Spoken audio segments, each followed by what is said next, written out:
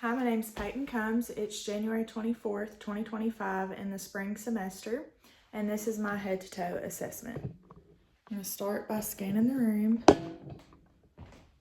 So countertops.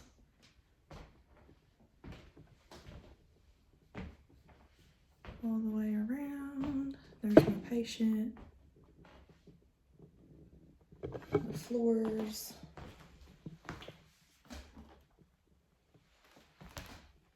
And the ceiling.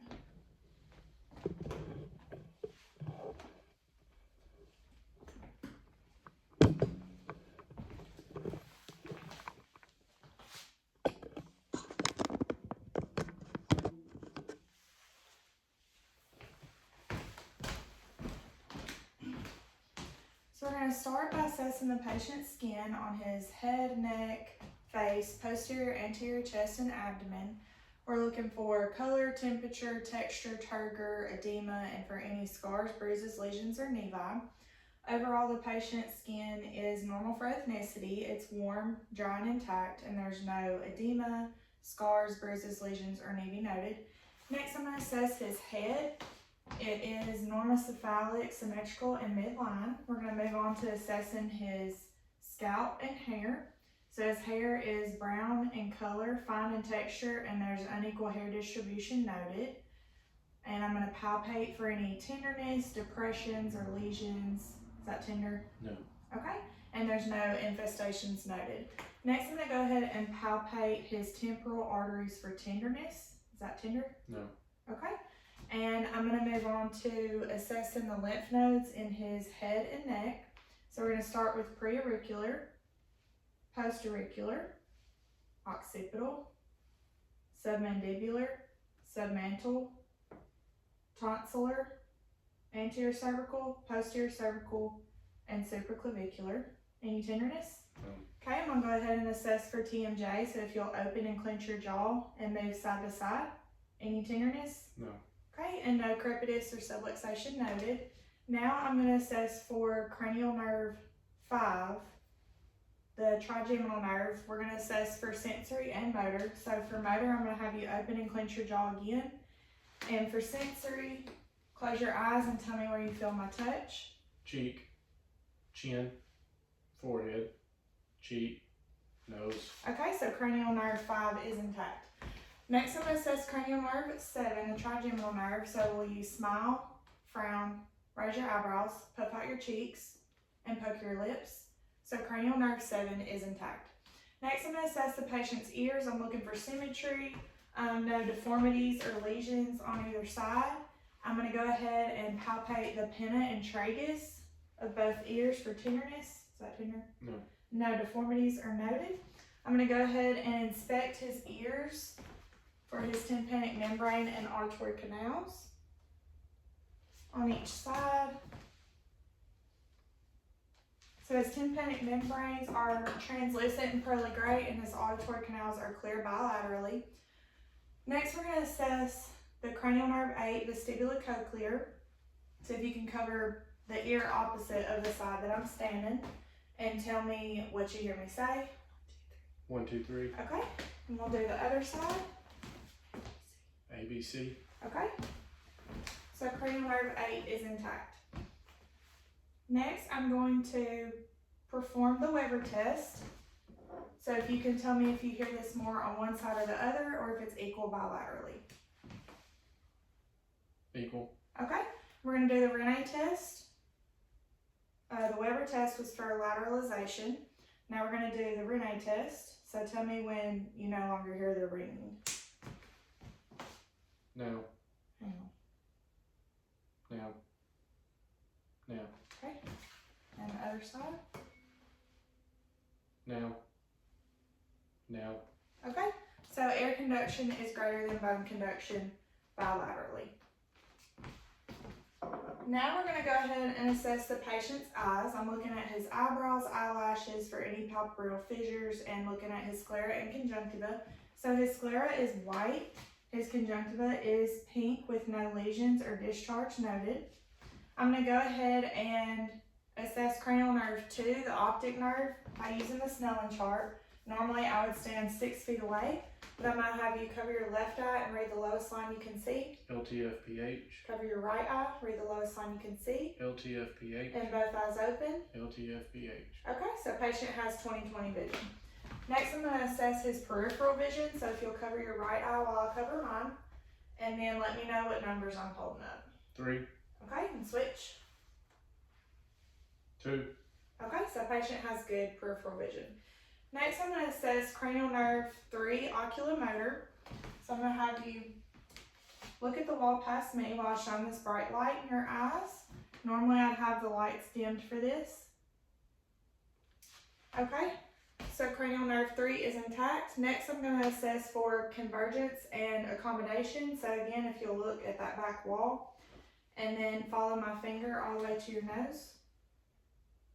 Okay, so perla is noted in the patient.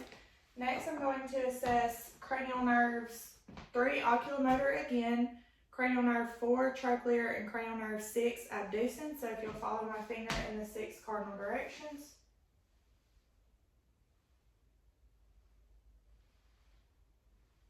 Okay, so cranial nerves 3, 4, and 6 are intact.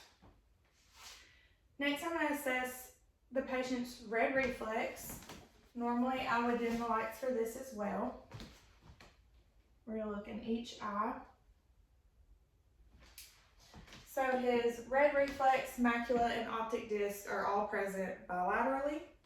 Now we're going to assess the patient's nose, making sure it's symmetrical, midline. No deformities are noted. We're gonna assess cranial nerve 1, the olfactory nerve. So if you can close your eyes and tell me what scent you smell. Lemons. Okay. So cranial nerve 1 is intact. Next, we're gonna check for nasal patency. So we're gonna cover one nerve, breathe in, breathe out. Other nerve, breathe in, breathe out.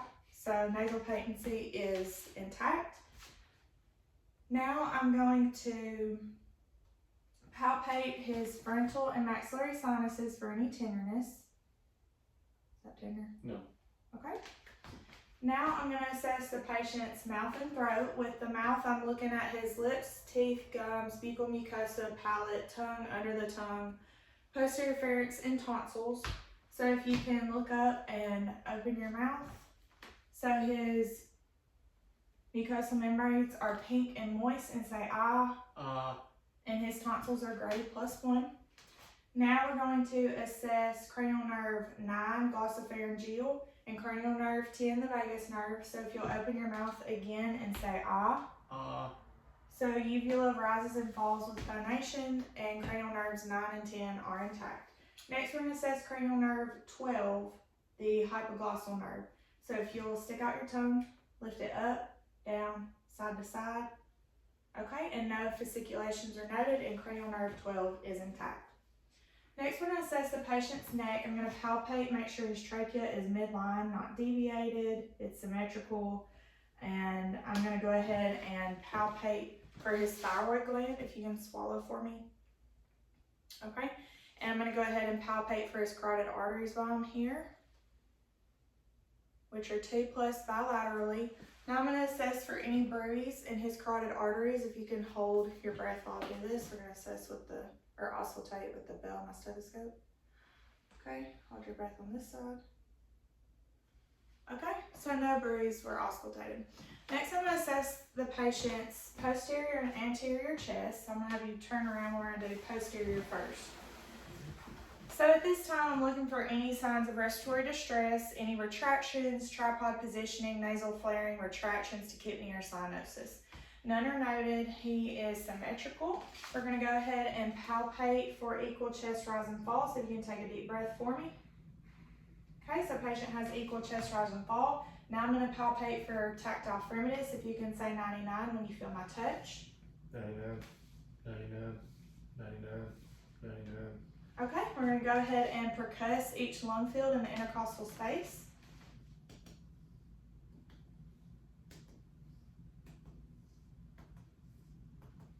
Okay, so resonance was heard throughout. Next, I'm going to go ahead and listen to all his lung fields. Just breathe normally for me.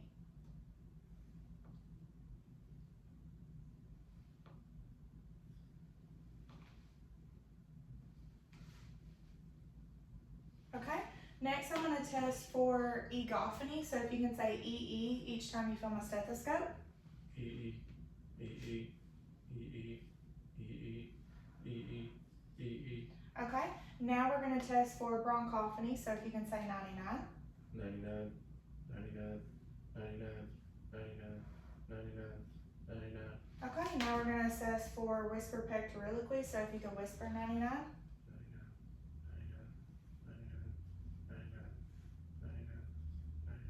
Okay.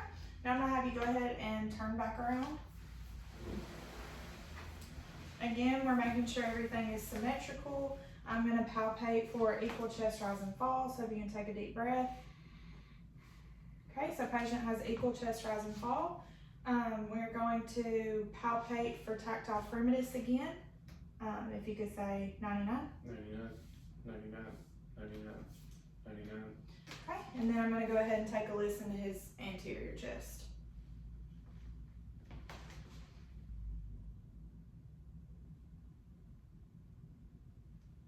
We're auscultating all six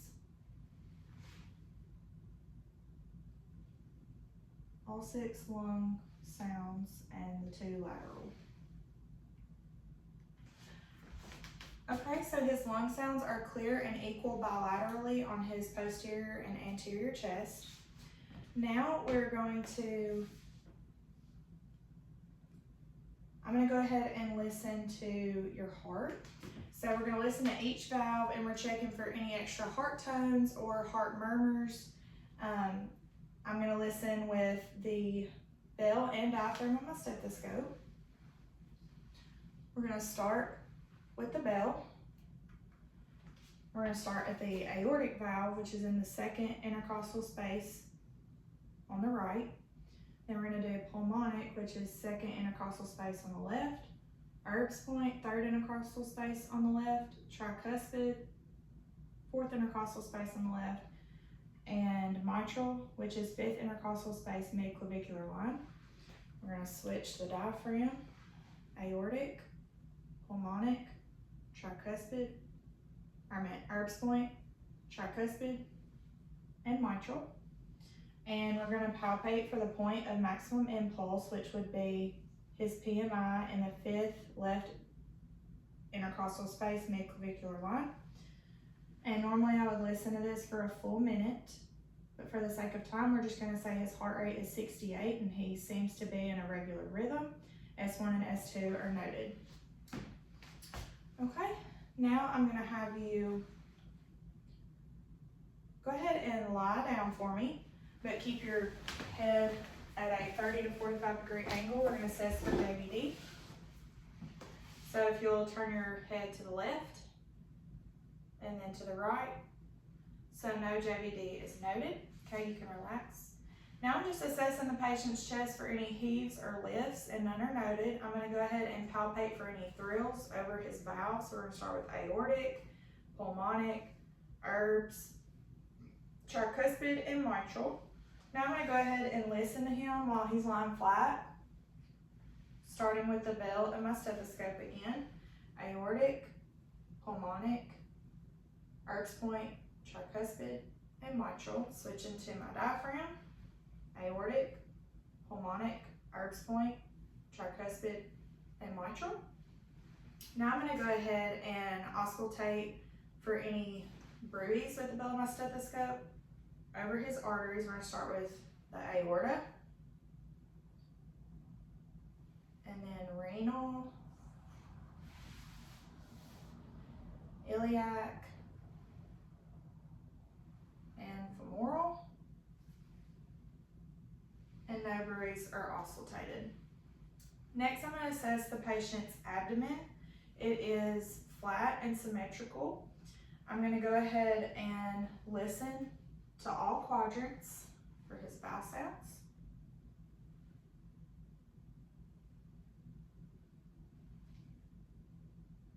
So patient has normal active bowel sounds in all 4 quadrants.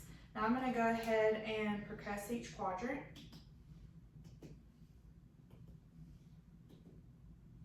So dullness is heard over his organs and tympany is heard throughout. Next I'm going to palpate for any tenderness or masses. Is this tender? No. Okay, and there's no masses palpated. Next, I'm going to see if I can palpate his liver. Try to hold your breath while I'm doing this. So his liver is not palpable, which is a normal finding. Next, we're going to move to his spleen. And his spleen is not palpable, which is also a normal finding. Now I'm going to have you sit back up. We're going to assess for CVA tenderness, so let me know if this is tender. Is that tender? No. Is that tender? No. Okay, maybe turn back around. So at this point, we're going to assess your musculoskeletal system. I'm going to look at the joints in his fingers, wrists, elbows, and shoulders.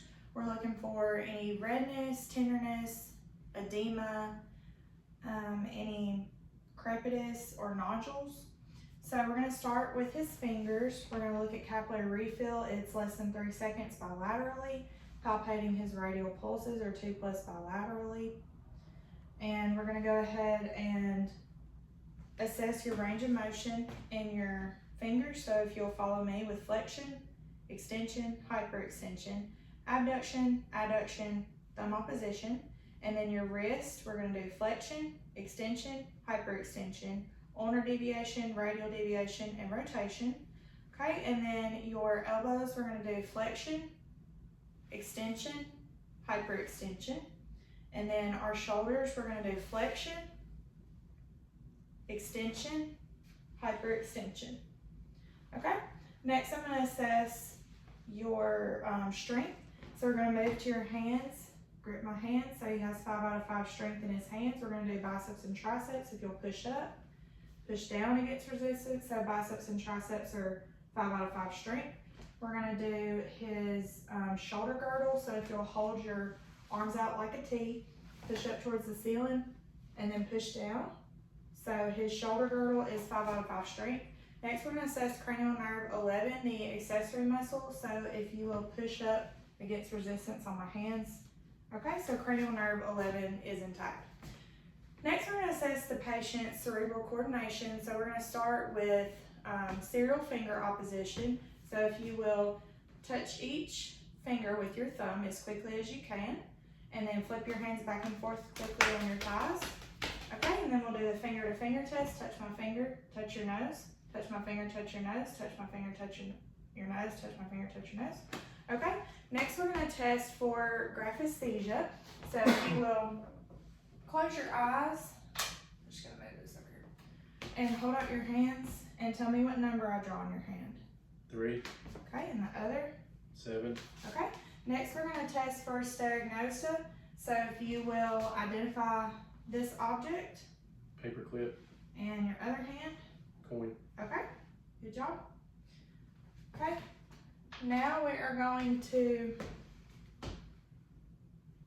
test for light touch sensation. So if you'll keep your eyes closed and let me know where you feel my touch. Arm. Shin. Shin. Arm. Okay. And now we're going to do vibratory sensation. So if you'll let me know when you feel the vibration. Now. Now. And then we'll do your medial malleolus and your Now. ankle. Now. Okay. And now we're going to test his deep tendon reflexes. So we're going to start with brachioradialis, bicep, tricep, brachioradialis, bicep, tricep. And we're going to move to his right patellar, left patellar, Achilles, Babinski. Okay, so all of his deep tendon reflexes are intact. Next, I'm going to assess his lower extremities. We're looking at his toes, ankles, knees, and hips. We're checking his joints and looking for any redness, swelling, tenderness, crepitus, or nodules. We're going to start with his capillary refill, which is less than 3 seconds bilaterally. Palpate his dorsalis pedis pulse, which is 2+ bilaterally. His posterior tibial pulse is 2+ bilaterally. Next, we're going to check his range of motion. So if you'll follow what I do with my hands with your toes with flexion, extension, hyperextension, abduction, adduction, okay? And now we're gonna move on to your ankles. We're gonna do dorsiflexion, plantar flexion, inversion, eversion, and rotation, okay? And then for your, we're gonna move on and assess the strength of your feet. So if you'll pull up, push down like you're pushing the gas, so 5 out of 5 strength in his feet. And for your hips, push in and push out, 5 out of 5 strength in his hips. Oh, your knees, sorry. For your knees, pull in, push out like you're kicking me, 5 out of 5 strength in his knees as well. So now I'm gonna have you stand up. Make sure, yeah, they can see. We're gonna start with, we're gonna go back to range of motion. We're gonna assess the hips. So we're gonna do flexion, extension, hyperextension, abduction, adduction, internal rotation, external rotation, and circumduction, okay? And then your other side, flexion, extension, hyperextension, abduction, adduction, internal rotation, external rotation, and circumduction, okay? And then we're gonna move to your knees with flexion, extension, hyperextension, your other knee, flexion, extension, hyperextension, okay? So now I'm gonna have you turn around and bend over like you're touching your toes, and we're assessing his lumbar spine. So he is not showing any signs of scoliosis. He is convex, concave, concave, convex, concave. And there are no deformities, masses, or lesions noted, and this would be flexion of the lumbar spine. Now we're gonna stand up. This is extension of the lumbar spine. Now lean your back. Yep, that's hyperextension, and we're gonna do lateral flexion to each side, and then rotate back to me. That's rotation, rotation. Now we're gonna do his cervical spine. So if you'll do chin to chest, that's flexion, look back up, extension, look up at the ceiling, hyperextension, ear to shoulder, lateral flexion, other side, lateral flexion, and then just turn your neck and look at me, rotation, and the other side, rotation. Okay, now we're going to, I'm gonna have you turn back around, and I'm gonna do the Romberg test to assess for balance. So close your eyes, so there's no swaying and patient has good balance. Next, I'm gonna have you do regular walking and tandem walking. So if you'll start, make sure the camera can see you. With regular walking, just take a few steps. So this is regular, and then I want you to walk heel to toe a few steps. This is tandem walking, good job. Now I want you to hop on one foot and hop on the other foot, good job. And this concludes my head to toe assessment.